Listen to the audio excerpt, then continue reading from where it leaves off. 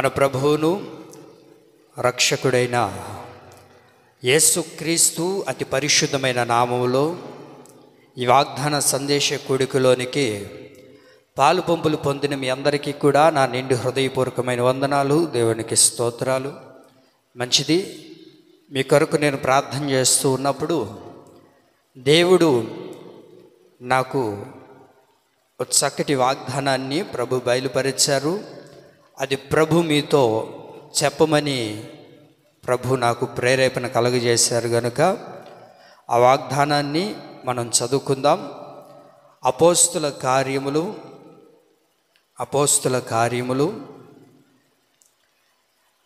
18వ అధ్యాయము 10వ వాక్యములో రాయబడిన మాట నేను చదువుతాను, ఆలకించండి.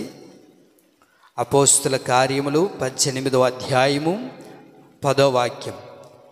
నేను నీకు తోడయ్యున్నాను, నీకు హాని చేయుటకు నీ మీదకి ఎవ్వడును రాడు. మరొక్కసారి, నేను నీకు తోడయ్యున్నాను, నీకు హాని చేయుటకు నీ మీదకి ఏదియు ఎవడును రాదు. ఆమేన్ చెప్పండి ఒకసారి గట్టిగా. హల్లెలూయా.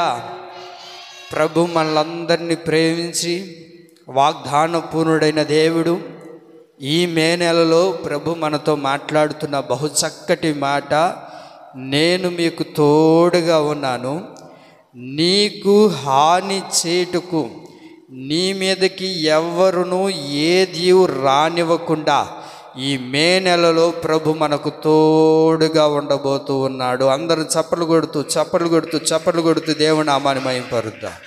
హల్లెలూయా. మంచి వాగ్దానం. నేను కూడా ఈ వాగ్దానం చేత చాలా బలపరచబడ్డాను.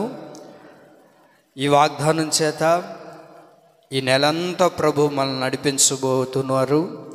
ఈ నెలంతా ప్రభు మనల్ని నడిపించేటట్లుగా మీరు అనుదినం ఈ వాగ్దానం చేతబట్టి ప్రతిరోజు ప్రార్థన చేయండి. అపోస్తుల కార్యములు 18వ అధ్యాయము 10వ వాక్యంలో ఈ మాట ఎవరితో చెప్తూ ఉన్నారు, ఏ సందర్భంలో అని మనం బాగా ఆలోచించగలిగితే, అపోస్తులైన పౌలు గారు కొరింథీ ప్రాంతానికి వచ్చినప్పుడు యేసు ప్రభువుని గురించి ప్రకటన చేస్తూ ఉన్నారు. యేసు క్రీస్తుని గురించి వారికి సాక్ష్యం ఇస్తూ ఉన్నప్పుడు యూదులందరూ కూడా పౌలు గారికి వ్యతిరేకంగా లేస్తూ ఉన్నట్లుగా మనం అక్కడ గమనించగలుగుతాం. అలా వ్యతిరేకంగా లేస్తూ ఉన్నప్పుడు ఆ రాత్రి పౌలు గారు నిద్రలోనికి వెళ్ళినప్పుడు ప్రభు అయిన యేసు క్రీస్తు ఆ రాత్రి పౌలు గారిని దర్శించి స్వయంగా ప్రభువే పౌలు గారితో మాట్లాడిన మాట, ఈ మే నెలలో మనందరితో మాట్లాడుతున్న మాట ఏంటయ్యా అంటే, నేను మీకు తోడుగా ఉన్నాను, నీకు హాని చేయుటకు నీ మీదకి నీ దగ్గరికి నీలోనికి ఎవ్వడును ఏది రాకుండా యేసయ్యే మనల్ని నడిపించునుగాక. కాబట్టి నేను మీకు తోడుగా ఉన్నాను కనుక నీకు హాని చేయడానికి నీ మీదకి, నీ కుటుంబం మీదకి, నీ సంఘం మీదకి, లేక వ్యక్తిగతంగా మన మీదకి ఏది రాకుండా ప్రభువే మనకు తోడై ఉండబోతూ ఉన్నాడు. విశ్వసించండి, మీరు నమ్మండి, దేవుని యొక్క వాగ్దానాన్ని చేతబట్టండి. వాగ్దాన సంపూర్ణమైన దేవుడే మనతో చెప్తూ ఉన్నారు, నేను మీకు తోడుగా ఉన్నాను. నేను మీకు తోడుగా ఉన్నప్పుడు ఏది మీకు హాని చేయదు. ఇప్పటికే మనం చూస్తూ ఉన్నాం, రాష్ట్రాలు దేశాలు అల్లకొల్లారులతో నడిపించబడుతూ ఉన్నాయి, ఎన్నో ఇబ్బందుల చేత కొనసాగించబడుతూ ఉన్నాయి. అయితే మనం ఆరాధిస్తున్న ప్రభు అయిన యేసు క్రీస్తు ప్రభుల వారు మనతో మాట్లాడుతున్న మాట ఏంటయ్యా అని అంటే, నేను మీకు తోడుగా ఉన్నాను, నీకు హాని చేయడానికి నీ మీదకి ఏది రాదు. కాబట్టి నువ్వు భయపడద్దు, నువ్వు దిగులు చెందొద్దు, నేనే నీకు తోడుగా ఉన్నాను. ఇదే మాటకు సందర్భంగా మరొక మాటను కూడా మనం చదువుకుందాం. యెషయా గ్రంథం 54వ అధ్యాయము యెషయా గ్రంథం 54వ అధ్యాయము యెషయా గ్రంథం 54వ అధ్యాయం 17వ వాక్యంలో, నీకు విరోధముగా రూపింపబడిన ఏ ఆయుధమును వర్ధిల్లదు వర్ధిల్లదు వర్ధిల్లదు. నీకు విరోధంగా రూపింపబడే ఏ ఆయుధము కూడా వర్ధిల్లదు. నీకు ఏదైతే వ్యతిరేకంగా లేస్తూ ఉన్నాయో, నీకు హాని చేయడానికి, లేకపోతే నిన్ను నిర్మూలన చేయడానికి, నిన్ను పాడు చేయడానికి, నీ జీవితాన్ని పతనం చేయడానికి ఏ ఆయుధాలైతే రూపించబడుతూ ఉన్నాయో ఆ ఆయుధాలన్నీ కూడా వర్ధిల్లవు. నీకు విరోధంగా ఏ ఆయుధము కూడా వర్ధిల్లదు. ఎందుకు అనంటే, నేను నీకు తోడయ్యున్నాను. మన దేవుడు మనకు తోడై ఉన్నాడు గనక, అక్కడ పౌలు గారి యొక్క జీవితంలో జరిగింది కూడా అదే. ఎన్నో ఆయుధాలు చెలరేగినప్పటికీ, ఎన్నో పరిస్థితులు ఆయన్ను పాడు చేయాలని రివ్వున పైకి లేసినప్పటికీ, ప్రభు అయిన యేసుక్రీస్తు అపోస్తులైన పౌలు గారిని దర్శించి, ఇదిగో నేను నీకు తోడై ఉన్నాను, నీకు విరోధంగా రూపించబడే ఏ ఆయుధమైనా సరే ఏది కూడా నీకు హాని చేయదు, నిన్ను ఇబ్బంది పెట్టదు, నీకు కన్నీరికి కారణం అయ్యేటట్లుగా అది వర్ధిల్లదు. ఎందుకు అని అంటే, నేను నీకు తోడై ఉన్నాను, నేను నీకు తోడై ఉన్నాను. దేవుని ప్రియులారా, ప్రభు అంటారు, నేను మీకు తోడై ఉన్నాను, నీకు హాని చేయుటకు నీ మీదకి ఏది రాకుండా ఉండాలి అని అంటే మనం ఏం చేయాలో తెలుసా? పరిశుద్ధ గ్రంథంలో ఓ మంచి వ్యక్తి మనకు కనబడతారు. ఆయన పేరు దానియేలు. మీరు బాగా వినాలి, నేను చాలా క్లుప్తంగా ముగిస్తాను. ఆయన పేరు దానియేలు. దానియేలు మీదకి ఎన్నో పన్నాగాలు పడి ఆయన ఎలాగైనా పాడు చేయాలి, ఎలాగైనా నాశనం చేయాలి అని చెప్పి ఎంతోమంది లేచినప్పటికీ, దానియేలు గురించి రాయబడిన మంచి మాట ఏంటంటే, దానియేలు సింహాల గృహలో ఉన్నప్పుడు, దానియేలు ఎక్కడున్నాడు? సింహాల బోన్లో ఉన్నాడు.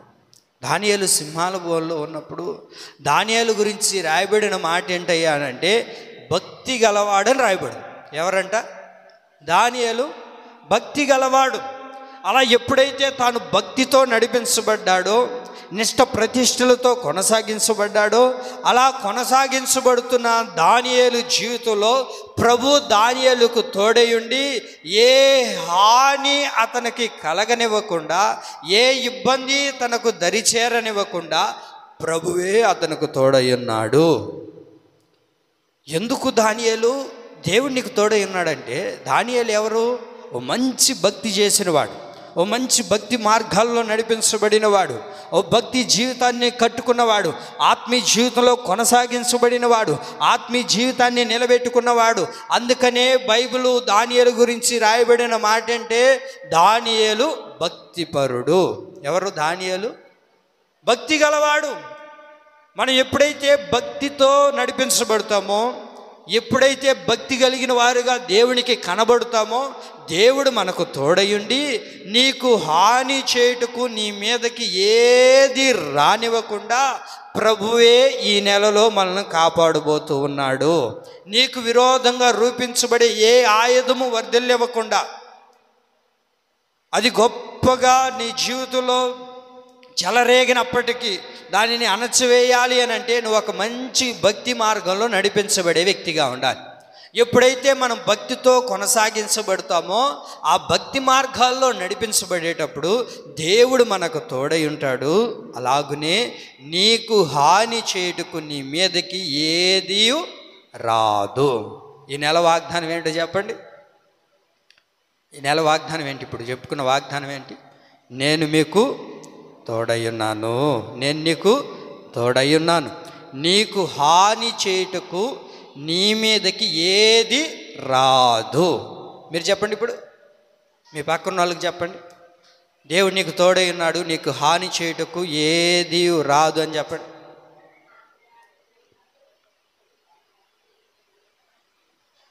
సరే, నేను మీతో చెప్తున్నాను, దేవుడు మీకు తోడై ఉన్నాడు, నీకు హాని చేయడానికి నీ మీదకి ఏది రాదు.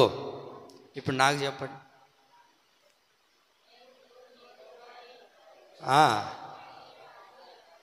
Very good. అది విశ్వసించండి. మన సంఘంతో మనతో ప్రభువే చెప్తూ ఉన్నారు, నేను మీకు తోడై ఉన్నాను. సంఘానికి హాని చేసేది కానివ్వండి, లేకపోతే మన కుటుంబానికి హాని చేసేది కానివ్వండి, లేకపోతే మన బిడ్డలకు హాని చేసేది కానివ్వండి, ఏది మన మీదకి రానివ్వకుండా ప్రభువే మనకు తోడై ఉండునుగాక. అయితే మన మీదకి దేనిని రానివ్వకుండా ప్రభు మనకు తోడై ఉంటాడు. దేవుడు ఎందుకని నేను మీకు తోడై ఉన్నాను అని ప్రభు సెలవిస్తున్నాడంటే, నీకు హాని చేసేది ఏది నీ మీదకి రానివ్వకుండా ప్రభు మనకు తోడై ఉండబోతున్నాడు. అయితే మన మీదకి దేనిని రానివ్వకుండా ప్రభు మనకు తోడై ఉండబోతున్నాడు అనే విషయాల్ని నేను చాలా క్లుప్తంగా చెప్పి ముగిస్తాను. చూడండి, మొదటి మాట నిర్గమాకాండం 15వ అధ్యాయం. నిర్గమాకాండం 15వ అధ్యాయం. నిర్గమాకాండం 15వ అధ్యాయము 26వ వాక్యంలో రాయబడిన మాటలు నేను చదువుతున్నాను. నేను ఐగుప్తులకు కలగజేసిన రోగములలో ఏది నీకు రానియను. మరొకసారి, నేను ఐగుప్తులకు కలగజేసిన రోగములలో దేనిని మీకు రానియను. దేనిని మన మీదకి రానివ్వకుండా, నీకు హాని చేయుటకు దేనిని రానివ్వకుండా ప్రభు కాపాడుతాడయ్యా అంటే, రోగమును రానివ్వకుండా ప్రభు మనకు తోడై ఉంటాడు. ఆమేన్. రోగాలు నీ మీదకి రానివ్వకుండా, నా దేవుని ప్రియులారా, ఏ అనారోగ్యం చేత బాధపడుతున్నావో, ఏ వ్యాధి చేత అయితే కృంగిపోతున్నావో, ఏ బలహీనత చేతనైతే నువ్వు నశించుతున్నావు అని నువ్వు ఆలోచిస్తూ ఉన్నావో, ఇంకా నా వల్ల కాదండి, ఈ అనారోగ్య పరిస్థితిని బట్టి, ఈ రోగాన్ని బట్టి నేను తట్టుకోలేకపోతున్నాను, ఇది నాలో చాలా ఇబ్బందిని కలగజేస్తుంది, ఈ రోగం నాకే ఎందుకు రావాలి, ఈ రోగం నాకే ఎందుకు సంభవించాలి అని ఒకవేళ నీవు ఆలోచన చేస్తూ ఉన్నట్లయితే, ఈ మే నెలలో ప్రభు అంటారు, ఎలాంటి రోగము నీ మీదకి రానివ్వకుండా ప్రభు నిన్ను కాపాడబోతూ ఉన్నాడు. ఆమె మే నెల వచ్చిందంటే ప్రతి ఒక్కరికి చూడండి, ప్రతి ఒక్కరికి ఏదో ఒక అనారోగ్యం కలుగుతుంటుంది. ఎందుకని? ఎండ, విపరీతమైన ఎండలు. ఈ ఎండలను బట్టి ఎన్నో అనారోగ్య సమస్యలు. ఒకరేమో నీరసపడిపోవడం, మరికొంతమందేమో బీపీ డౌన్ అయిపోవడం, ఇలాగ రకరకాల అనారోగ్య సమస్యలు. అందుకనే ప్రభు మనల్ని ఉద్దేశించి అంటారు, నేను రోగమును ఏది కూడా నీకు రానివ్వకుండా నేను నీకు తోడై ఉంటాను. నీకు హాని చేసే రోగాల్ని నీ మీదకు రానివ్వకుండా నేను నిన్ను కాపాడుతాను. ఇదిగో ఈ రోగం వచ్చిందండి, ఈ అనారోగ్యం వచ్చింది, ఈ సమస్య వచ్చింది, నా వల్ల కావట్లేదని ఒకవేళ నువ్వు కృంగిపోతూ ఉన్నట్లయితే ప్రభు అంటారు, నేను రోగమును ఏది మీకు రానివ్వకుండా నేను మిమ్మల్ని కాపాడుతాను. ద్వితీయోపదేశకాండం 7వ అధ్యాయము. ద్వితీయోపదేశకాండం 7వ అధ్యాయము 15వ వాక్యాన్ని కూడా మనం చదువుకోగలిగితే, యెహోవా నీ యొద్ద నుండి సర్వ రోగములను తొలగించి, గమనించారా? యెహోవా నీ యొద్ద నుండి సర్వ రోగాల్ని తొలగించబోతున్నాడండి ఈ నెలలో. మీరు నమ్ముతున్నారా? విశ్వసిస్తున్నారా? ఏ రోగం చేత అయితే నువ్వు బాధపడుతున్నావో, ఒక రోగం అయితే చెప్పగలుగుతామండి, సర్వ రోగాలు మాలోనే ఉన్నాయి, సర్వ బలహీనతలు నాలోనే ఉన్నాయి. ఈ రోగం లేదు, ఈ అనారోగ్యం నాలో లేదు, ఈ బలహీనత నాలో లేదు అని చెప్పడానికి లేదు. ప్రతి అనారోగ్యం నాలోనే ఎలుబడి చేస్తుంది. ఏదో ఒక అనారోగ్యం చేత, ఏదో ఒక ఇబ్బంది చేత నేను బాధపడుతూ ఉన్నాను అని నువ్వు అన్నట్లయితే ప్రభు అంటారు, ఇదిగో సర్వ రోగాలను తొలగించి, ఐగుప్తులో కఠినమైన క్షయమైన వ్యాధులు ఎన్నో ఉన్నాయి. ఐగుప్తు అనగా లోకానికి సాదృశ్యం. లోకంలో ఎన్నో కఠినమైన వ్యాధులు ఉన్నాయి, లోకంలో ఎన్నో అనారోగ్యాలు ఏలుబడి చేస్తూ ఉన్నాయి. ఇలాంటి అనారోగ్యాలన్నిటిని కూడా ప్రభు ఏం చేస్తాడంటే ఈ నెలలో తొలగిస్తాడంట. తొలగించిన దేవుడు ఏం చేస్తాడు అని అంటే, నిన్ను ద్వేషించు వారందరి మీదకే వాటిని, చదవండి అక్కడ ఏముందో, నిన్ను ద్వేషించు వారందరి మీదకే. అది నిన్నెవరైతే ద్వేషిస్తున్నారో, ఇదిగో నీకు ఈ అనారోగ్యం ఉంది, ఇదిగో నీకు ఈ బలహీనత ఉంది, ఈ అనారోగ్యంతో నువ్వు బాధపడుతున్నావు అని కొంతమంది మనల్ని ఏం చేస్తుంటారు, గుచ్చు గుచ్చు గుచ్చు గుచ్చు మాట్లాడుతూ ఉంటారు. ఏమండి మీరు వింటున్నారా? ఏదైనా ఒక అనారోగ్యం వచ్చింది, ఒక బలహీనత వచ్చింది, ఒక సమస్య మనలోకి వస్తే కొంతమంది ఏం చేస్తుంటారు తెలుసా? అప్పుడప్పుడు కొంతమంది మాట్లాడుతుంటారు, అయ్యో కడుపు నొప్పండి అని అంటున్నావు అనుకోండి. అవతల వ్యక్తి ఏం చేస్తారు? మామూలుగా ఏం చేస్తుంటారు, కడుపు నొప్పి వచ్చిందా అని నవ్వుతుంటారు, చూసారా? అప్పుడు నవ్వేటప్పుడు మనం ఏం చెప్తాం చెప్పండి? మనం ఏం చెప్తాం? నవ్వుతున్నావు, నవ్వితే మళ్ళా నీకు కూడా వస్తుంది అని చెప్తారు. కొంతమంది నవ్వు వచ్చి ఆపుకుంటుంటారు. ఎందుకని? నవ్వితే ఎక్కడ మాకు కూడా వస్తుంది, ఎందుకు వచ్చిన బాధరా అని. అందుకని వాక్యంలో ఏముందో తెలుసా? నిన్ను ద్వేషించు వారందరి మీదకే వాటిని పంపుతాను. ఏ అనారోగ్యం చేతైతే, ఏ రోగం చేతైతే, ఏ బలహీనత చేతైతే నువ్వు బాధపడుతున్నావో అదేం చేస్తాడో తెలుసా ప్రభు? నిన్ను ద్వేషించేవారు, లేకపోతే నిన్ను దూరం పెట్టేవాళ్ళు, లేకపోతే నిన్ను చూసి పదే పదే నవ్వుకుంటున్నవారు ఎవరైతే ఉన్నారో నా దేవుని ప్రియులారా, ప్రభు అంటారు వారి మీదకే మరల దాన్ని తిరిగి పంపిస్తా. ఏ రోగం అయితే ఉందో, ఏ అనారోగ్యం అయితే ఉందో, ఏ బలహీనత అయితే ఉందో దాన్ని నేను పూర్తిగా తొలగిస్తాను, నీ యొద్ద నుండి నేను తీసివేస్తాను. నీకు హాని చేసే రోగం ఏది నీకు రానివ్వకుండా నేను నిన్ను కాపాడబోతూ ఉన్నాను.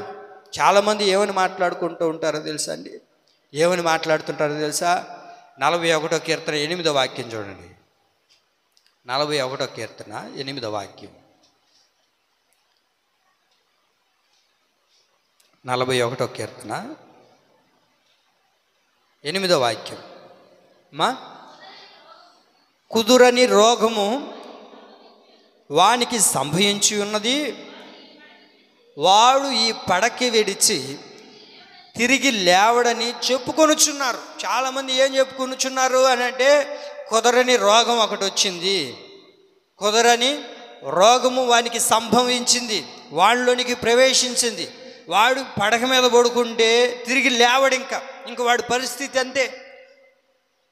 కొన్ని సందర్భాల్లో మనకి ఏదైనా అనారోగ్యం వచ్చినప్పుడు, లేకపోతే ఒక రోగం వచ్చినప్పుడు పడుకున్నాము అనుకోండి, ఇంక లేవు, నువ్వు నీ బతికింతే. ఎప్పుడు చూసినా ఏదో ఒక అనారోగ్యం అంటుంటావు, ఎప్పుడు చూసినా ఏదో ఒక బలహీనత అంటూ ఉంటావు అని చాలామంది రకరకాలుగా మాట్లాడారేమో. కుదురని రోగం అంటే పోని రోగం, ఇంక ఈ రోగం పోదయ్యా, ఇంక నా జీవితం అంతా దేనికి అంకితం? మంచానికే అంకితం. ఇదే కదా. కొన్ని తొలగిపోయిన రోగాలు ఉంటాయి, కొన్ని ఎప్పటికీ జీవితాంతం ఉంటాయండి. ఈ రోగాల్ని మీరు మోస్తూనే ఉండాలి. ఏమున్నా లేకపోయినా ఈ రోగం అనేది ఎప్పటికీ మీతోనే ఉంటుంది అని చెప్పినప్పుడు మనం ఏమనుకుంటుంటాం? ఇంక నా బ్రతుకు అయిపోయింది, నా జీవితం అయిపోయింది, ఇంకా నా జీవితం అంతా ఈ రూమ్కే అంకితం, లేకపోతే ఈ మంచానికే అంకితం. ఇది కుదరని రోగం అంటయ్యా. మందులు ఎన్ని తిన్నా, ఎంతమందికి చూపించినా, ఎన్ని చేసినా షుగర్ ఒంట్లోంచి పోతుందా? చెప్పండి అండి. షుగర్ పోతుందా? ఎప్పుడైనా తగ్గుతుంది, పెంచుతుందే కానీ పూర్తిగా తొలగిపోతుంది? పోతుందా? ఒకసారి వస్తే పొమ్మన్నా కూడా పోతుంది. ఒకవేళ నార్మల్ అవుతుందేమో, లేకపోతే కొంచెం పెరుగుతుందేమో, డౌన్ అవుతుందేమో, కానీ అది తొలగిపోదు. అలాంటి పరిస్థితుల్లో ఏమనుకుంటుంటాం? ఇది కుదరైన రోగం, ఇది పోయే రోగం కాదు, ఇంక నా జీవితం ఇంతే, ఇంక దీనికే బానిసత్వంగా నేను మార్చబడిపోయాను, ఈ రోగం ఇంక ఎన్నటికీ నాలోనే ఉంటుంది, ఇది కుదరని రోగం, ఇది పోయే రోగం కాదు అని ఒకవేళ నీ పడకలకి ఇంకా నువ్వు బానిసగా మార్చబడ్డావేమో. ఇదిగో ఈ పడకల మీద నుంచి లేలేకపోతున్నానయ్యా, ఈ పడకకే నేను బానిస అయిపోయాను, నాకున్న రోగం అలాంటిది, నాకున్న అనారోగ్యం అలాంటిది, నా పరిస్థితి అలాంటిది అని ఒకవేళ మీరు అనుకుంటూ ఉన్నట్లయితే, నా ప్రభు ఎవరో తెలుసా? కుదరని రోగాల్ని కూడా స్వస్థపరచగలిగిన దేవుడే మనం ఆరాధిస్తున్న ప్రభు అయిన యేసుక్రీస్తు. ఆమేన్. ఆ దేవుడే మనతో స్వయంగా చెప్తున్నాడు, నేను రోగముల్లో ఏది మీకు రానివ్వకుండా, మీకు హాని చేసే రోగాలు ఏది రానివ్వకుండా, నా జీవితం అయిపోయింది, ఇంకా ఇంతేను, ముగిసిపోయింది, ఈ రోగం వచ్చింది, ఈ సమస్య వచ్చింది, ఈ అనారోగ్యంతోనే ఇంకా నా పడకకే నా జీవితం అంకితం అని అనుకుంటున్నావేమో.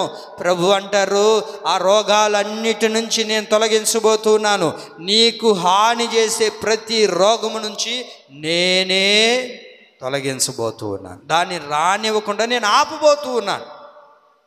ఎలా చేస్తావు ప్రభు అని అంటే, మత్తయి సువార్త 4వ అధ్యాయము 23వ వాక్యాన్ని మనం చదవగలిగితే, మత్తయి సువార్త 4:23.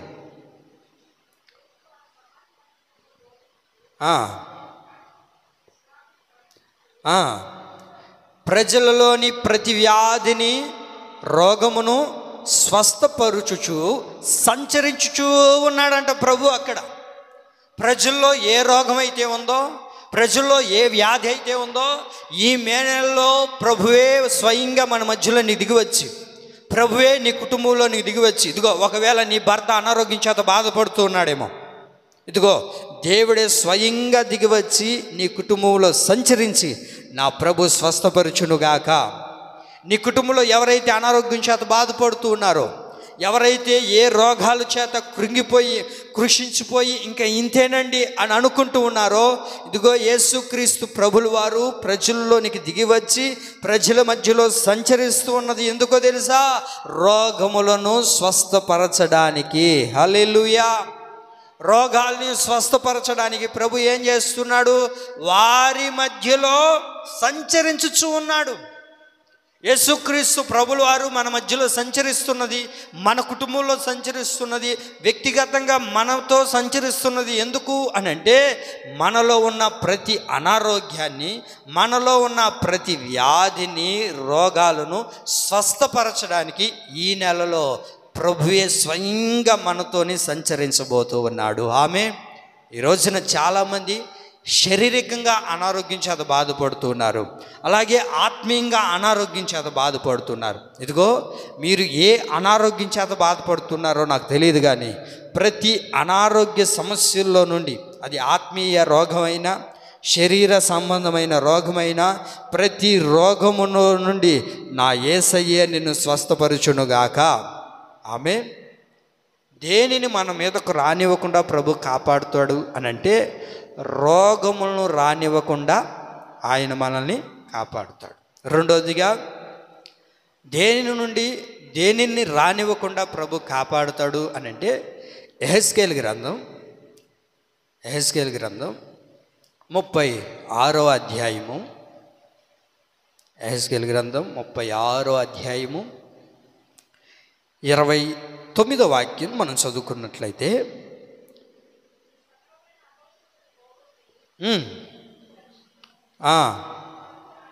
అది గమనించండి. మీకు కరువు రానియక ధాన్యమునకు ఆజ్ఞ ఇచ్చి అభివృద్ధి పరుతును. మీకు కరువు రానివ్వకుండా. అందుకే ప్రభు మనతో మొదటగా చెప్పిన వాగ్దానం ఏంటో తెలుసండి? నేను మీకు తోడై ఉన్నాను. ఎందుకు తోడై ఉన్నాను అంటే, నీకు హాని చేయుటకు నీ మీదకి ఏది రాదు. దేనిని రానివ్వడు ప్రభు అని అంటే, కరువు రానివ్వకుండా ప్రభు మనకు తోడుగా ఉండబోతున్నాడు అండి. ఏది రానివ్వకుండా? కరువు. ఈ రోజున చాలామంది కరువులోనే నడిపించబడుతూ ఉన్నారు, కరువుతోనే కొనసాగించబడుతున్నారు. అందుకనే ప్రభు అంటారు, మీకు కరువు రానివ్వక. ఏంటిదంట అది కొంతమందికి కరువులోనే ఉన్నారండి. ఎంత సంపాదిస్తున్నా, ఒక పక్క భర్త సంపాదిస్తున్నా, మరొక పక్క భార్య సంపాదిస్తున్నా, మరొక పక్క పిల్లలు సంపాదిస్తూ ఉన్నా, ఏమైపోతుందని అంటే ఒక సిల్లి సంచిలో వేసినట్లుగా మారిపోతుంది. ఎటు పోతుందో తెలియట్లేదు. అందరూ సంపాదిస్తున్నారా? ఇంట్లో నలుగురుంటే నలుగురు సంపాదిస్తున్నారండి. మరి ఎట్ట పోతుంది? 50,000 వస్తే 50,000 ఎటు పోతుందో తెలియట్లేదు, నెలకు సరిపోవట్లేదు. కరువు. నా దేవుని ప్రియులారా, మీరు విశ్వసించండి, మీకు కరువు రానివ్వకుండా ప్రభువే ప్రభువే ప్రభువే ప్రభువే మీకు తోడై ఉండబోతూ ఉన్నాడు. ఆమేన్. కరువు రానివ్వడండి. ఇంకా మే నెల వస్తే అన్నీ పెరిగిపోతాయి కదా. మే నెల వచ్చిందనుకోండి అన్నీ పెరిగిపోతాయి. టమోటాలు పెరిగిపోతాయి, ఎర్రగడ్డలు పెరిగిపోతాయి, అన్నీ పెరిగిపోతూ ఉంటాయి. సరే ఎన్ని పెరిగినా సరే తీసుకుందాం అనుకుంటే చేతిలో డబ్బులు ఉండదు. ఏమని? ఒక పక్క ఏమో ఎండలు, పనికి పోదామంటే పనులు ఉండవు, విపరీతమైన ఎండలు. సరే ఏదో ఒక పనికి పోదామని అనుకుంటే ఏమండి, ఏదో ఒక పనికి పోదాం అనుకుంటే ఎండలు చూస్తేనే విపరీతంగా కాస్తుండే, రూపాయలే చేతిలో. ఇప్పుడు ఏమవుతుంది? ఇంట్లో కరువే కదా. తినడానికి ఎట్లాగా? ఇంట్లో ఉండేదేమో నలుగురిని పోషించాలి. నలుగురిని పోషించాలి అని అంటే ఈ రోజుల్లో ఎంత కావాలి? ఒక రోజుకి ఎంత అవుతుంటుంది? రోజుకి ఎట్లేదన్నా 200 రూపాయలైనా అవుతుంది, 200 300 రూపాయలైనా అవుతుంది రోజుకి. మరి ఇలా చెయ్యాలి అని అంటే ఏదో ఒకటి చేయాలి కదా, ఏదో ఒక పని చేసుకుంటూ ముందు కొనసాగించబడాలి కదా. ఏమీ లేనప్పుడు ఎలాగా అని ఒకవేళ బాధపడితే ప్రభు అంటారు, ఇదిగో మీకు కరువు రానివ్వకుండా నేను మిమ్మల్ని కాపాడుతాను, మీకు కరువు రానియను. ఒకవేళ ఇదిగో నా కుటుంబంలో కరువుగా ఉందండి. కొంతమంది చూడండి, తినడానికి బియ్యం ఉంటుంది కానీ కూర ఉండదు. ఏంటిది అది? తినడానికేమో అన్నీ ఉంటాయి, తినేదానికి తృప్తి ఉండదు. కొంతమందికి ఏమో తినడానికి బియ్యం ఉంటుంది, కొంతమందికి అర్థమవుతున్న మాటలు, బియ్యం ఉంటే కూర ఉండదు, కూరగాయలు ఉంటే నూనె ఉండదు, నూనె ఉంటే చింతపండు ఉండదు, చింతపండు అన్నీ ఉంటే కందిపప్పు ఉండదు. ఇదే కదా, ఏదో ఒక కరువు మనుషుల్ని ఏదో ఒక కరువు పట్టి పీడిస్తూ ఉంటుంది. నా దేవుని ప్రియులారా, ప్రభు ఏమంటున్నారు తెలుసా? మీకు కరువు రానివ్వకుండా నేను మిమ్మల్ని కాపాడుతాను. ఏదో ఒక కరువుతోనే కొనసాగించబడుతున్నాం. కరువు అంటే ఏదో ఒక కొరత, కరువు కాటకాల్లో నడిపించబడే వాళ్ళు ఎంతోమంది ఉన్నారు. నా దేవుని ప్రియులారా, కరువు రానివ్వకుండా దేవుడు మనకు తోడై ఉండునుగాక. వాక్యం ఏమంటుందంటే 33వ కీర్తన 18వ వాక్యంలో ఇలా రాయబడింది. 33వ కీర్తన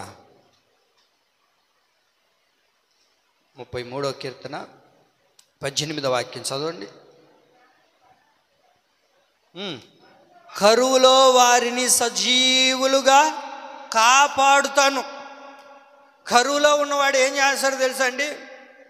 కరువులో ఉన్నారనుకోండి, కరువులో ఉన్నప్పుడు ఏమవుతుంది? ఇంకా బ్రతకనక్కర్లేదండి, చావే దిక్కు, ఎందుకు మాకు ఈ జీవితం? అదే కదా బైబిల్లో మనం చూడగలుగుతాం.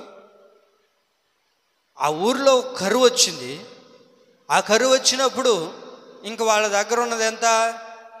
కొద్దిగా పిండి. ఆ పిండి జీతో ఒక రొట్టె చేసుకొని తిని ఇంక రేపు చనిపోవాలి. ఎందుకంటే ఎలా ఉంది ఆ ప్రాంతం అంతా? కరువు కాటకాలతో నింపబడిపోయింది.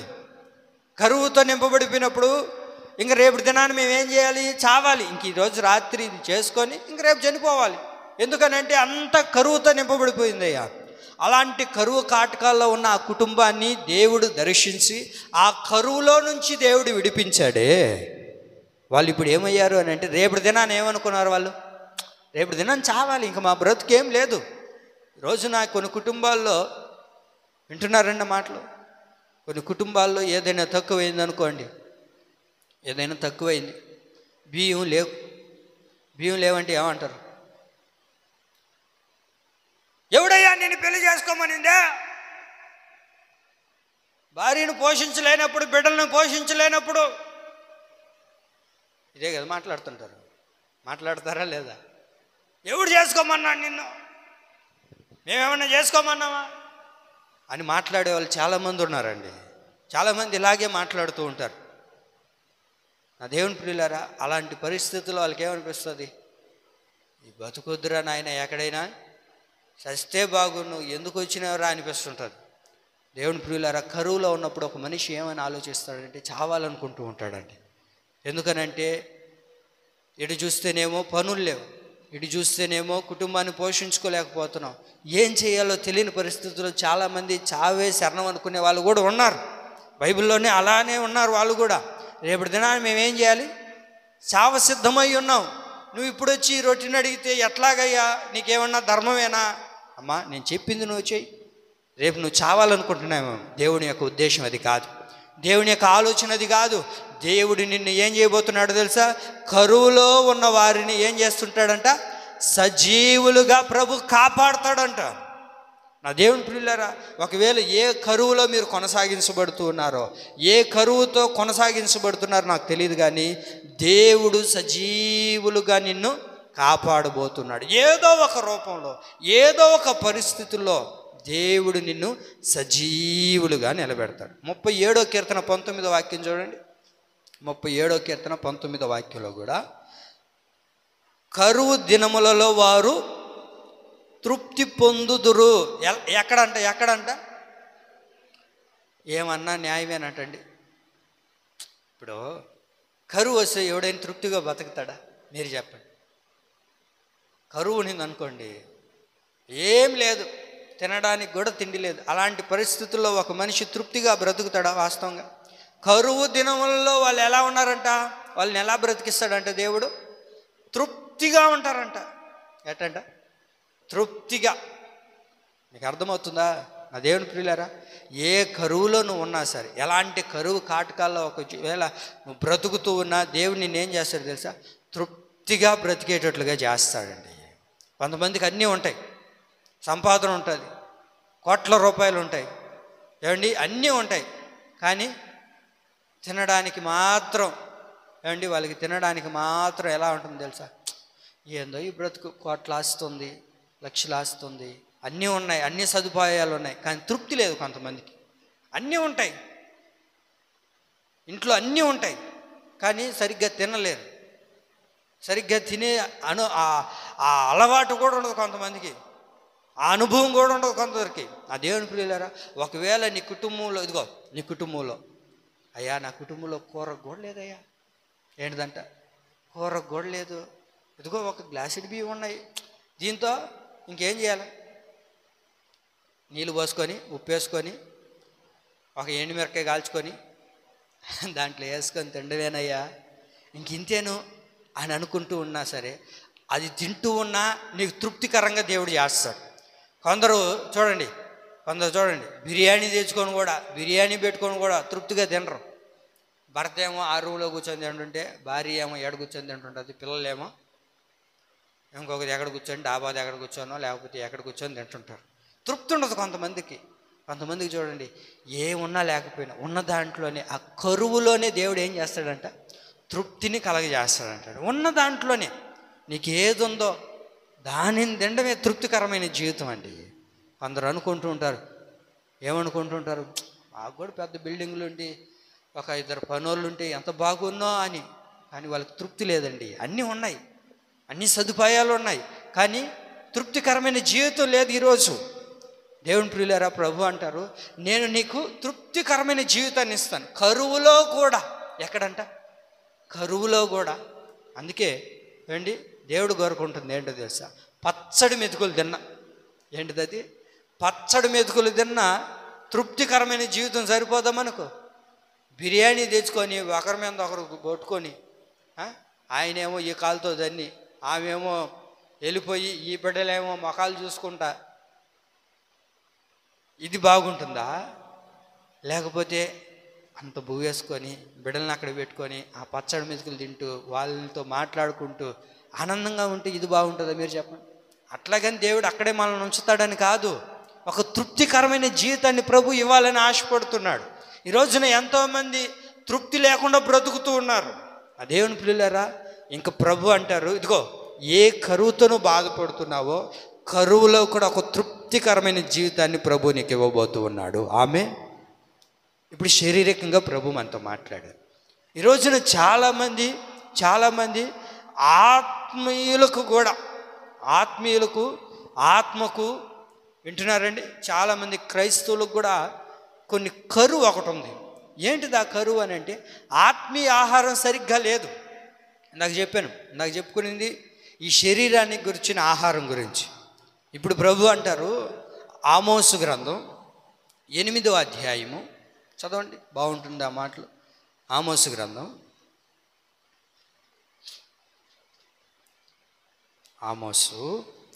8వ అధ్యాయము 11, 12 వాక్యాలు చదువుకుందాం త్వరగా. రాబో దినములందు దేశములో నేను క్షేమం పుట్టింతును కాక యెహోవా మాటను వినకపోవుట వలన కలుగు క్షేమముగా ఉండును. చూసారా? కాబట్టి జనులు యెహోవా మాట వెతుకుటకై ఈ సముద్రం నుండి ఆ సముద్రం వరకు, ఉత్తర దిక్కు నుండి తూర్పు దిక్కు వరకు సంచరించుదురు కానీ అది వారికి దొరకదు. ఆత్మీయ ఆహారం లేదు. చాలామందికి కరువు కాటకాల్లో ఉన్నారండి. సరైన ఆత్మీయ ఆహారం లేక ఎంతోమంది తల్లడిల్లిపోతూ ఉన్నారు. ఆత్మీయ ఆహారం లేక ఇబ్బంది పడే వాళ్ళు చాలామంది ఉన్నారు. రానున్న దినాల్లో ఎందుకు ఇప్పుడే మనం చూస్తున్నాం కదా, ఇప్పుడే జరుగుతున్నాయి కదా పరిస్థితులు. ఆత్మీయ ఆహారం ఎక్కడ సరిగ్గా ఉందండి? ఎవరైనా వాక్యం చెప్తుంటే ఆ సేవకుని ఏం చేస్తున్నారు? చంపేస్తున్నారు. ఆత్మీయ ఆహారాన్ని అందించే సేవకులను తీసుకొని వెళ్ళి కేసులు పెడుతూ ఉన్నారు. ఎన్నో రాష్ట్రాల్లో ఇప్పటికే జరుగుతున్నాయి. వాక్యం ఏముంటుందో తెలుసా? ఇదిగో లోకపరమైన దేశంలో జరుగుతున్న ఆహారం గురించి నేను చెప్పట్లేదు. మీ ఆత్మీయ జీవితానికి ఒక ఆహారం కావాలి. అదే ఏంటిది ఆత్మీయ ఆహారం అంటే దేవుని యొక్క మాట. అదే కదా రాయబడింది, దేవుని మాట వినుట వలన కలుగు క్షేమముండును. మీకు అర్థమవుతుందన్న మాటలు? దేవుని ప్రియులారా, దేవుని మాట వినే ఆ అదృష్టం, ఆ భాగ్యము చాలామందికి లేకుండా పోయిందండి ఈ రోజున. అందుకనే ఏం చేస్తున్నారంటే అనేక మంది ఇక్కడ సముద్రము ఈ దిక్కు నుండి ఆ దిక్కుకి వెళ్తున్నారంట. ఎందుకని వెళ్తున్నారు అని అంటే సరైన ఆత్మీయ ఆహారం లేదండి. ఆత్మీయ ఆహారాన్ని ప్రభు మనకి ఇచ్చినప్పుడు దాన్ని ఏం చేయాలి? మనం భుజించేవారిగా ఉండాలి. ఆత్మీయతలో బలమైన వారిగా ఉండాలి. శరీరం బలంగా ఉండాలి అని అంటే ఆహారం ఎలా తినాలో అలాగే నీ ఆత్మ బలముగా ఉండాలంటే దేవుని యొక్క మాట వినాలి, దేవుని యొక్క వాక్యం వినాలి, ఆ వాక్యానికి అనుగుణంగా నడిపించబడాలి. ఆ వాక్యానికి ఎప్పుడైతే నువ్వు అనుగుణంగా బ్రతుకుతావో, ఆ వాక్యాన్ని నీ హృదయంలో ఎప్పుడైతే ఉంచుకుంటావో నీ ఆత్మత బలపరచబడుతుంది. ఈరోజున ఆత్మీయతలో ఎంతోమంది బలహీనులుగా ఉన్నారు. ఆత్మీయతలో సన్నగిలిపోయిన వారు ఉన్నారు. ఆత్మీయతలో పడిపోయిన వారు ఉన్నారు. ఎందుకు ఆత్మీయతలో పడిపోయారు అని అంటే ఆత్మీయ ఆహారం వారికి చెప్పండి సరిగా లేదు. కొంతమంది చూడండి, ఏదో తాత్కాలానికి భక్తి చేస్తుంటారు కానీ ఆత్మీయ జీవితం సరిగ్గా ఉండదు. ఎందుకని ఆత్మీయ జీవితం సరిగ్గా లేదు అని అంటే సరైన ఆత్మీయ ఆహారం వారికి అందట్లేదు. సరైన ఆత్మీయ ఆహారం అందితే ఆ వ్యక్తి ఆత్మీయతలో బలపరచబడతాడు, ఆత్మీయతలో ఎదగడం ప్రారంభిస్తాడు, దేవునికి సన్నిహితంగా మార్చడం ప్రారంభిస్తాడు, దేవునితో ముఖాముఖిగా మాట్లాడడం ప్రారంభిస్తారు. నా దేవుని ప్రియులారా, ఆత్మీయ ఆహారాన్ని ప్రభు మనకు అందజేసినప్పుడు మనం ఏం చేయాలి? దాన్ని భుజించేవారిగా ఉండాలి. అందుకనే కరువు రానివ్వకుండా ఈ దినాన ప్రభు మనకి ఇంకా ఆత్మీయ ఆహారాన్ని అందిస్తున్నాడండి. ఆమె కరువు రానివ్వకుండా ఇంకా దేవుడు మన సేవకుల్ని నిలబెట్టి, దేవుడు ఈ సంఘంలో సేవకుని నిలబెట్టి ఓ మంచి ఆత్మీయ ఆహారాన్ని ప్రభు అందిస్తూ ఉన్నప్పుడు మనం ఏం చేయాలి? దాన్ని చెప్పండి, భుజించేవారిగా ఉండాలి. ఆత్మీయ ఆహారాన్ని ఎమరు వేసుకునేవారిగా, ఆత్మీయతను బలపరుచుకునేవారిగా మనం ఎప్పుడైతే ఉండగలుగుతామో ఆత్మీయతలో అంతకంతకు ఎదగడం ప్రారంభించబడతాం. అందుకనే ఈ రోజున అనేక సంఘాల్లో ఆత్మీయ ఆహారం లేక కరువులో కొనసాగించబడుతూ ఉన్నారు. దేవుని ప్రియులారా, ప్రభు మనల్ని ప్రేమించి మంచి ఆత్మీయ ఆహారాన్ని ప్రభు మనకిచ్చినప్పుడు మనం ఏం చేయాలో తెలుసా? దానిని భుజించే వారిగా మనం ఉండాలి. దేనిని రానివ్వకుండా ప్రభు చేస్తాడంట? కరువు రానివ్వకుండా ప్రభు చేస్తాడు. అలాగే మూడవదిగా యెషయా గ్రంథం 54వ అధ్యాయము, యెషయా గ్రంథం 54వ అధ్యాయము 14వ వాక్యం.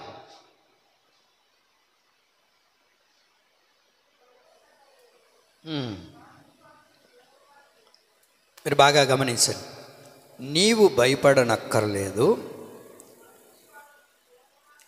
బాధించువారు నీకు దూరముగా నుందురు, భీతి నీకు దూరముగా ఉండును, అది నీ దగ్గరకు రానేరదు.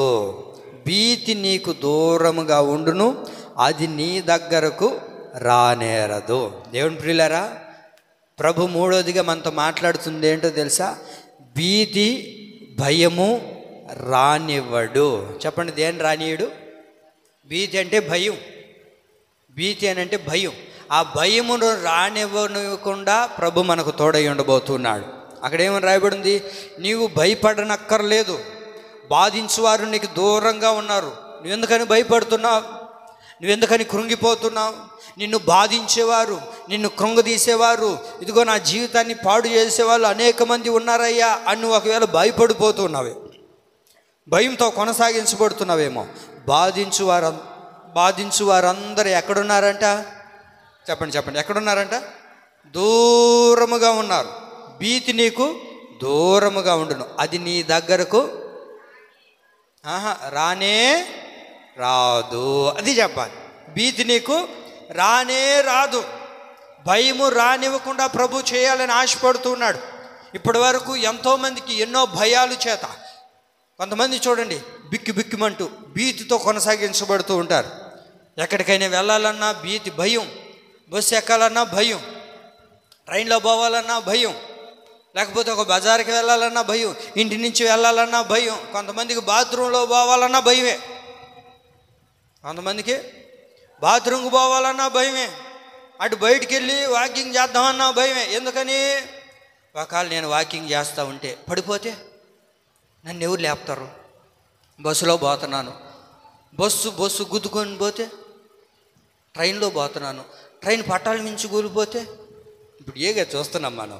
సరే, కారులో పోతున్నాను, కారులో పోతే ఒకవేళ కారు గుద్దుకునేస్తే, ఎందుకు నీకు అంత భయం అండి? ఈ భయం, భీతి చాలామందిని భయపెడుతూ ఉంది. దేవుని ప్రియులారా, భీతి రానివ్వకుండా ప్రభు ఏం చేస్తాడంట? కాపాడబోతున్నాడు. దాన్ని నీకు దూరంగా చేయబోతున్నాడు ప్రభు. నువ్వెందుకని భయపడిపోతున్నావు? నువ్వెందుకని భీతి చెందుతున్నావు? దేనిని బట్టి భీతి చెందుతున్నావో, దేనిని బట్టి భయపడుతున్నావో, నా దేవుని ప్రియులారా, ఈ రాత్రి ప్రభు దానిని తొలగించునుగాక. కొందరికి చాలా భయం అండి. సచిన వాళ్ళ దగ్గరకు కూడా బారు. ఎవరైనా చనిపోయి ఉన్నారనుకోండి, వాళ్ళ దగ్గరకు కూడా బారు. ఎందుకు బారు? రాత్రి ఊరికే కళ్ళకు వస్తారంట. ఏం చేస్తారంట? అమ్మో నేను బానండి, నాకు భయం పాస్టర్ అయ్యా. ఏమి? వాళ్ళు రాత్రుల్లో ఏందో నాకు నేను బానులే, నాకు భయం. ఏంది? ఒకటే కళ్ళల్లో మెదలుతుంటారంట. నువ్వు ఏదైతే ఆలోచిస్తావో అదే జరుగుతుంది. నువ్వేదైతే ఆలోచిస్తావో అదే జరుగుతుంది. నువ్వేదైతే అనుకుంటావో అదే నీకు సంభవిస్తుంది. బైబిల్లో చూడండి, యోబు గ్రంథం, యోబు 3వ అధ్యాయము 25వ వాక్యం. ఏది వచ్చునని నేను బహుగా భయపడుతునో అది నాకు సంభవించుచున్నది, నాకు భీతి పుట్టించినదే నా మీదకి. అది బాగుంది కదా? యోబు గారు అంటారు, నేను ఏదైతే వచ్చునని బహుగా భయపడుతునో అదే నాకు సంభవించింది, నాకు భీతి పుట్టించినదే నా మీదకు వచ్చింది, వేరేదేమి నాకు రాలేదు. మీరు వినాలి బాగా. యోబు ఎప్పుడో ఏ రోజో చూశాడేమో, ఒక రోజులోనే కొడుకు చనిపోవడం. అయ్యో బిడ్డ చచ్చిపోయారే, నాకేమో ఇంతమంది బిడ్డలు ఉన్నారే, నా బిడ్డలు పోతే ఏంది పరిస్థితి అని అనుకున్నాడు. స్తోత్రం. అయ్యయ్యో పోయిందా పైరంతా, నాకేం ఇబ్బంది లేదులే, నా పైరు ఉంది, నాకుండే ఆస్తి ఉంది అనుకున్నాడు. ఇంటికి వచ్చి నాది పోతే ఏందని ఆలోచించాడు. మొత్తానికి ఏమైంది? అయ్యకూడదు కూడా ఊడ్చుకొని పోయింది. పోతే పోయిందిలే. ఎప్పుడో ఒకరోజు యోబు గారు మార్గం గుండా వెళ్తున్నాడు, హఠాత్తుగా బిల్డింగ్ కూలిపోయింది. అమ్మా ఇట్లా నాకు జరిగితే నేనేం చేయాలా, బిల్డింగ్ కూలిపోతే అని ఆలోచించినాడు. మొత్తానికి అయ్యగారు బిల్డింగ్ కూడా ఏమైంది? అదే అక్కడ రాయబడి ఉండేది, ఏది వచ్చునని బహుగా నేను భయపడుతునో అదే నాకు సంభవించింది. ఇప్పుడు యోబు యొక్క జీవితంలో సంభవించడానికి గల కారణం ఏంటి తెలుసా? మీరు బాగా గమనించండి. ఏది వచ్చునని భయపడ్డాడు అవే జరిగినాయి అయ్యగారి జీవితంలో. సాతానుగాడు అందుకే ఆలోచిస్తుంటాడు, నువ్వు దేని గురించి అయితే భయపడతావు అదే నీకు సంభవించేటట్లుగా చేస్తాడు. వాడికి ఆలోచన వాడు పుట్టించుకోడు, మనమే ఇస్తాం ఆలోచనలు, మనమే వాడికి ఆలోచనలు ఇస్తూ ఉంటాం, మనమే వాడికి సలహాలు ఇస్తూ ఉంటాం. యోబు జీవితంలో జరిగింది అదే. ఏమండి, ఏమో ఒకరోజు పోతున్నాడు యోబు, ఎవడో ఆ మార్గం గుండా కుష్టు వ్యాధి కలిగినాడు, గీరుకుంటా కూర్చోబెట్టి, ఓయమ్మ ఇట్లాంటి వ్యాధి వస్తే నేను బతకగలుగుతానా, జూడికి ఎట్ట సీమ్ కాస్తుందో, ఎట్ట కుక్కలు నాకుతున్నాయో ఆయన అనుకున్నాడు. భయపడ్డాడు. ఏ రోజు మొత్తానికి ఇప్పుడు ఏమైంది అయ్యగారికి, ఏది వచ్చునని నేను భయపడ్డాను, చెప్పండి, ఏది వచ్చునని నేను బహుగా భయపడుతున్నా అదే నాకు సంభవించింది. నాకు భీతి పుట్టించినదే, నాకు భయం పుట్టించిందే నా మీదకి వచ్చింది, కొత్తదేమి రాలేదు. అందుకే జాగ్రత్తగా ఉండాల. ఏమండి, ఏందక్క షుగర్ వచ్చిందా, షుగర్ వస్తే ఎట్లుంటుంది అక్క, ఓయమ్మో అది నాకు వస్తే నేనేం చేయాలి, వీళ్ళకి వచ్చి ఉండదు, వీళ్ళు అప్పుడే ట్రైనింగ్ ప్రిపేర్ అవుతుంటారు. ఏం చేస్తుంటారు, ట్రైనింగ్ ప్రిపేర్ అవుతుంటారు. అక్క ఇప్పుడు షుగర్ వచ్చి నీకుందా, నాకు లేదు, వస్తే ఏం చేయాలా, నీకు ఎందుకు, వచ్చినప్పుడు సంగతి కదా. కొంతమంది చూడండి, రాకముందే నాకు జ్వరం వస్తుందేమో, నాకు జ్వరం వస్తుందేమో, నాకు జ్వరం వస్తుందేమో అనుకుంటుంటారు. అది ఉదయం కల్లా వచ్చే ఉంటుంది. ఎందుకని, నీకు భీతి పుట్టించినదే, చెప్పండి చెప్పండి, నీకు భయం కలిగిందే నీ మీదకి వస్తుంది, కొత్తదేం రాదు. నువ్వేదైతే ఆలోచన చేస్తావు అదే నీ మీదకి వస్తుంది. బైక్లో పోతున్నావు అనుకోండి, నేను పడిపోతే ఎట్ట, కొంతమంది చూడండి అట్లా ఆలోచిస్తుంటారు. బైక్ పోతా ఉంటే దుక్కుదుకుదుకో బస్సు పోయింది, ఇప్పుడు అవతల బస్సు కానీ వచ్చి నన్ను గుద్దేస్తే, ఇప్పుడు ముందు నన్ను దాటుకోబోయింది, ఒకవేళ కారును గుద్దేస్తే, కొంతమందికి ఈ ఆలోచనలు. ఒకవేళ సడన్గా కుక్క వస్తే ఏ ఆలోచిస్తుంటారు కొంతమంది. బైక్ మీద పోయేవాళ్ళు, కారు మీద పోయేవాడు, ఏమ్మా బస్సు పోతుంది, ఒకవేళ ఆ బస్సు నేను గుద్దేస్తుంటే, లారీని గుద్దేస్తుంటే, ఈ ఆలోచించదు కొంతమంది.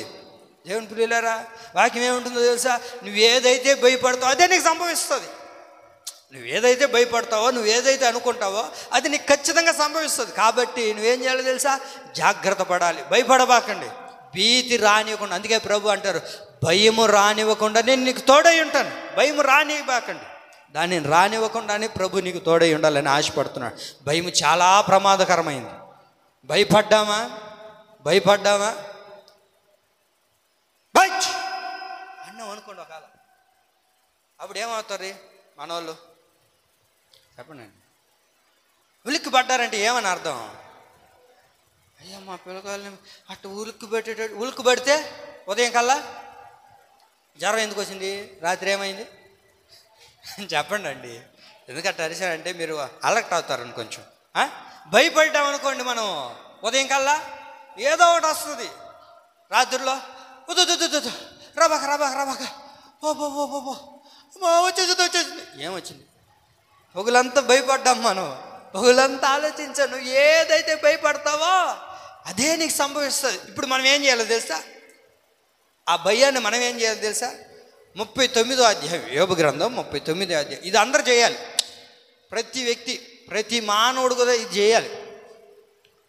ఏం చేయాలి అని అంటే 39వ అధ్యాయం యోబు గ్రంథం 39వ అధ్యాయము 22వ వాక్యం చదవండి. భయము పుట్టించు దానిని వెక్కిరించి భీతి నొందకుండా, అంటే భయము నొందకుండా ఉండాలి. నీకేదైతే భయం పుట్టిస్తుందో దానిని వెక్కిరించేటట్లుగా చేయాలి. వినండి, నా మాటలు వినండి. ఏదైతే నీకు భయాన్ని పుట్టిస్తుందో దానికి ఎదురుగా నిలబడాలి. ఆ భయానికి నువ్వు లోబడ్డావా, అది నీ మీద జయం పొందుతుంది. అర్థమవుతుందా మీకు నా మాటలు? దేనికైతే నువ్వు భయపడుతున్నావో దాన్ని ఎదిరించి నిలబడగలిగితే దాని మీద విజయం పొందగలుగుతావు. లేదా ఆ భయానికి నువ్వు లోబడిపోయావు అనుకోండి, ఆ భయానికి నువ్వు లోబడ్డావు అనుకోండి, ఇప్పుడు ఏమవుతుందో తెలుసా, ఆ భయమే నీ మీద విజయం ఆడుతుంది. ఆ భయమే నీ మీద విజయం చేసేటట్లుగా చేస్తుంది. ఏదైతే నీకు భయం పుట్టిస్తుందో దాన్ని ఏం చేయాలి, నువ్వు విజయం పొందాలి. చీకట్లో పోవాలన్నా భయం కొందరికి, ఏమండి, చీకట్లో నిలబడాలన్నా భయం, ఎక్కడికి వెళ్ళాలన్నా భయం. ఎవరైనా మాట్లాడుకుంటూ సడన్గా అమ్మ అంటుంటారు, ఏమంత భయం, అవునా కదా. సడన్గా వచ్చి మీరు వెనకాల నిలబడి అట్ట తట్టండి కొంతమందిని, ఎవరినైనా, అయ్యమ్మా చాంద నువ్వు అట్టొచ్చేసినావు ఎట్టంట. మీరు ఇప్పుడు గమనించండి, చూసారా, ఎట్ట రావాలంటే వాళ్ళతో వచ్చేటప్పుడు మాట్లాడతారా వస్తే భయం ఉండదంట. ఎందుకంత భయం? ఆ భయపడ్డావా ఆ భయమే భయమే భయమే భయమే భయమే ఏమండి మనల్ని ఇంకా కృంగుదీసేటట్లుగా చేస్తారు. అందుకే ప్రభు అంటారు, భయము రానివ్వకుండా నేను మీకు తోడై ఉంటాను. ఈ నెల ఏ నెల? ఇది ఏ నెల? మే నెల అంటే ఎన్నో నెల? మరి 5వ నెల 5 మాటలు చెప్పకపోతే ఎట్టా? 5వ నెల 5 మాటలేగా చెప్పుకోవాలా? ఇప్పటికి ఏం చెప్పాను? 3 మాటలు చెప్పాను. మీరు ఎట్లుంటారంటే 12వ నెల వస్తే 12 చెప్తావయ్యా అన్నట్టుగా వచ్చా ఉన్నారు. లేదు లేదు, క్లుప్తంగా అని చెప్తాను. 4వ చూద్దాం. ఏది రానివ్వకుండా చేస్తాడు అంటే 91వ కీర్తన 7వ వాక్యం. 91వ కీర్తన 7వ వాక్యం. ముగించమంటారా చెప్పమంటారా? చెప్పండి. 3 చెప్పాను కదా, ఇంక 2 ఉన్నాయి. చెప్పమంటారా ముగించమంటారా? చల్లగా ఉంది కదా వాతావరణం కూడా, బాగా వానబడి. చూడండి 91వ కీర్తన 7వ వాక్యం. 91వ కీర్తన 10వ వాక్యంలో నీకు అపాయమేమియు రాదు, నీకు అపాయమేమియు రాదు. దేవుని పిల్లలారా, ఏది రానివ్వకుండా ప్రభు చేస్తాడంటే అపాయము రానివ్వకుండా ప్రభు చేస్తాడు. ఏ అపాయం వస్తుందని బాధపడుతున్నావో దేవుని పిల్లలారా, ఎక్కడ చూసిన అపాయాలే ఈరోజు. దేశం మీదకి దేశం అపాయం, అపాయకరమైన పరిస్థితుల్లో మనం బ్రతుకుతున్నాం. ఎప్పుడు ఏం చేస్తారో, ఎప్పుడు ఏం జరుగుతుందో తెలియని అపాయకరమైన జీవితంతోనే కొనసాగించబడుతున్నాం. ఎన్నో అపాయాలు పొంచి ఉన్నాయి. ఒక వ్యక్తి బయటికి వెళ్ళిన వాడు మరలా క్షేమంగా తిరిగి వస్తాడన్న గ్యారంటీ లేదు. ఎవరైనా చెప్పగలుగుతారా? బయటికి వెళ్ళినారు మరలా తిరిగి గ్యారంటీగా మేము వస్తామండి, ఏ అపాయం లేకుండా మనం చెప్పలేము. మనం కరెక్ట్గా వెళ్ళినా సరే ఎదురొచ్చేవాడు కరెక్ట్గా లేడు. అపాయకరమైన పరిస్థితులు. అందుకే తిమోతికి రాసిన 2వ పత్రిక 3వ అధ్యాయం 1వ వాక్యంలో రాయబడింది, ఇది ఏ కాలం అని అంటే అపాయకరమైన కాలంలో బ్రతుకుతున్నామంట. ఏ కాలం అంటది? ఏ కాలం? అపాయకరమైన కాలంలో మనం బ్రతుకుతున్నాం. ఎప్పుడు ఏం సంభవిస్తుందో తెలీదు. రాష్ట్రంలోనికి ఏ చట్టాలు వస్తాయో తెలీదు. దేశంలోనికి ఎవరు వచ్చి ఏం చేస్తారో తెలియని పరిస్థితుల్లో బ్రతుకుతున్నాం. ఎప్పుడొచ్చి ఎవడి మీద ఎవడు బాంబులు వేసిపోతాడో తెలీదు. ఎప్పుడొచ్చి ఎవడు గన్నెత్తుకొని వచ్చి గాలి చేసిపోతాడో తెలియని పరిస్థితుల్లో బ్రతుకుతున్నాం. అపాయం పొంచి ఉన్న కాలంలో బ్రతుకుతున్నాం ప్రియులారా. అందుకని వాక్యం అంటుంది, అపాయము రానివ్వకుండా నేను మీకు తోడై ఉంటాను. నీకు హాని చేసే అపాయం ఏది నీకు రాదు. ఇది గుర్తుపెట్టుకోండి. అపాయకరమైన పరిస్థితులు ఏది రానివ్వకుండా ప్రభు మనకు తోడై ఉండబోతున్నాడండి. ఈ నెలలో అపాయము రానివ్వడు ప్రభు. చాలామంది ఏమనుకుంటుంటారంటే అపాయం వచ్చింది రండి, అన్ని అపాయం మాలోనే ఉన్నాయి, ప్రతి అపాయం మా కుటుంబంలోనే ఉంది. దేవుని ప్రియులారా, విశ్వసించండి. ప్రభు అయిన యేసుక్రీస్తు ప్రభుల వారు నీతో ఉన్నాడు. ప్రభు అయిన యేసుక్రీస్తు ప్రభుల వారు నీ కుటుంబంలోనే ఉన్నాడు. ప్రభు అయిన యేసుక్రీస్తు ప్రభుల వారు మన సంఘంలోనే ఉన్నప్పుడు ఎందుకు మనకు అపాయం వస్తుంది? మనం కొనసాగించబడుతున్న ఈ ప్రయాణంలో, ఈ ఆత్మీయ యాత్రలో అపాయాలు కనబడే పరిస్థితులు కనబడతాయి, కానీ మనకు హాని చెయ్యవు. మీరు వింటున్నారా నా మాటలు? యేసు ప్రభు శిష్యులు అందరూ కలిసి ఓడలో ప్రయాణిస్తూ ఉన్నారు. ఓడలో ప్రయాణిస్తూ ఉన్నప్పుడు ఒక పెద్ద జలప్రలయం వచ్చింది. ఆ జలప్రలయం వచ్చినప్పుడు అందరూ భయపడిపోతున్నారు. ప్రయాణమై వెళ్తున్నారు కదా, ప్రయాణమై వెళ్ళేటప్పుడు వాళ్ళందరూ భయపడిపోతున్నారు, ఆందోళన చెందుతున్నారు. అపాయం వచ్చేసింది, ఇంకా మా పరిస్థితి ఏంటి? ఇంక ఇక్కడికిక్కడికి చచ్చిపోతామేమో, ఈ నడి సముద్రంలోనే మా జీవితం ముగిసిపడిపోతుందేమో. అయితే వారు ఆలోచించలేదండి. మనతో ఉన్నది ఎవరు? సర్వాన్ని సృష్టించిన సర్వనాథుడైన యేసుక్రీస్తు ప్రభుల వారు కదా. ఆయన మహనీయుడు కదా, మహోన్నతుడైన దేవుడు కదా, మాటతోనే సర్వస్వాన్ని శాసించగలిగిన దేవుడు కదా. ఆయన మనతో ఉన్నప్పుడు అపాయం మనల్ని ఏం చేస్తుందని ఆలోచించలేకపోయారు. యేసయ్యతో అంటారు, యేసయ్యా నీకేం చింతలేదంటయ్యా ఇంత అపాయం వస్తూ ఉంటే అని అంటే, దేవుడు వెంటనే ఆ అపాయాన్ని ఏం చేశాడు? అక్కడికక్కడే ఆపేశాడు. ప్రియులారా, మనం ఈ జీవితంలో కొనసాగించబోయేటప్పుడు, అందుకే పెద్దలు చెప్పారు ఒక మాట, సంసారం సముద్రం లాంటిది, ఏదైనా ఏదొచ్చు కదండి. సంసారాన్ని ఈదలేము. ఈ ప్రయాణం చేసేటప్పుడు ఎన్నో అపాయాలు మన కుటుంబంలోనికి ఎదురవుతూ ఉంటాయి. అది భర్త ద్వారా రావచ్చు, పిల్లల ద్వారా రావచ్చు, ఇరుగు పొరుగు వారి ద్వారా రావచ్చు, భార్య ద్వారా రావచ్చు. ఎలాంటి అపాయాలు కలగని నీతో ఉన్నవాడు ఎవరో తెలుసా అండి? సర్వాన్ని సృష్టించిన ప్రభు అయిన యేసుక్రీస్తు, నిన్ను నిర్మించినవాడు, నీకు తోడుగా ఉన్నవాడు, నిన్ను రక్షించిన యేసుక్రీస్తు ప్రభుల వారు మనతో ఉన్నాడు. మన ప్రయాణాల్లో, మనం వెళ్ళే ప్రతి మార్గాల్లో మనతో ఉన్నదెవరు? మనం ఆరాధిస్తున్న దేవుడు కదా, మనం సృష్టించిన దేవుడు కదా మనతో ఉంది. మరి ఎందుకు భయపడాలి? మరి ఎందుకని కృంగిపోవాలి? అందుకనే ప్రియులారా, ఈ రాత్రి ప్రభు మనతో అంటున్నారు, ఇదిగో నీ ప్రయాణాల్లో ఏ అపాయం అయితే నీకు ఎదురవుతుందో దాన్ని రానివ్వకుండా నేను నిన్ను కాపాడుతాను. ఎందుకని భయపడుతున్నావు? అపాయం వస్తుందని ఎందుకని కృంగిపోతున్నావు? ఏ అపాయము రానివ్వకుండా కాపాడుతాను. కొన్ని వీడియోలు చూస్తూ ఉంటే చాలా భయపడుతూ ఉంటాం. కొన్ని వీడియోలు చూస్తుంటే చాలా భయం వేస్తుంటుంది. మొన్నటికి మొన్న ఒక యవనస్తురాలు, ఒక అమ్మాయి స్టేజ్ మీద నిలబడి ఏదో ఫేర్వెల్ ఫంక్షన్ జరుగుతుంటే అలా నిలబడుతూ మాట్లాడుతూ అట్లాగే ముందుకు పడిపోయింది. ఒక అబ్బాయి క్రికెట్ ఆడడానికి వెళ్తే క్రికెట్ ఆడుతూ ఉంటే అట్లాగే కుప్పకూలిపోయాడు. ఇలాంటి ఒకటి కాదు, రెండు కాదు, ఎన్నో పరిస్థితులు మనం చూస్తున్నాం. ఏమండి, ఇప్పుడు ఏ అపాయం వస్తుందో తెలీదు, ఇప్పుడు ఏం సంభవిస్తుందో తెలీదు. అపాయకరమైన పరిస్థితుల్లోనే బ్రతుకుతున్నాం. అందుకే యేసయ్య అంటారు, అపాయము రానివ్వడంటండి. నీకు దేవుడు నీకు తోడుగా ఉన్నది ఎందుకో తెలుసా? అపాయము రానివ్వకుండా ప్రభు నీకు తోడై ఉండబోతూ ఉన్నాడు. మీరు వినండి బాగా. అందుకనే మనం చేసే ప్రతి ప్రయాణాల్లో అపాయము రానివ్వకుండా ప్రభు కాపాడుతాడు. 36వ కీర్తన 11వ వాక్యం. 36వ కీర్తన 11వ వాక్యం. కానీ 36వ కీర్తన 11వ వాక్యం చదవనమ్మా. గర్విష్ఠుల పాదమును నా మీదకి రానియకము. గర్విష్ఠుల పాదములు నీ యొద్దకు రానివ్వకుండా ప్రభు కాపాడుతాడండి. ప్రభు నీకు తోడుగా ఉంటాడు. ఏది రానివ్వడు అంటే గర్విష్ఠుల యొక్క పాదమును రానియడండి. గర్విష్ఠుల యొక్క పాదములు రానివ్వడు.